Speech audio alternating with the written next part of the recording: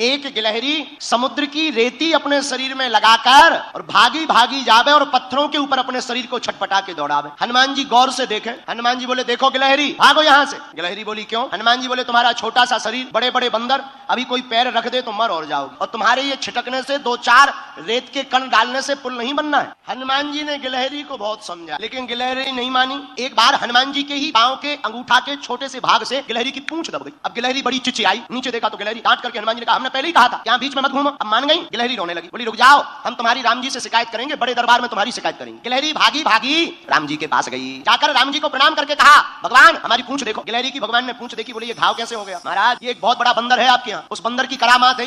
राम जी बोले ठीक है जाओ ले आओ। बोले चलो, और आपको प्रभु ने बुलाया है बड़े दरबार में, बड़े बड़े बलवान बन रहे थे, बड़े बुद्धिमान बन रहे थे, आओ अब हम तुम्हें ठिकाने लगवा कर मानेंगे। श्री हनुमान जी गिलहरी के साथ साथ राम जी के द्वार पर पहुंच गए।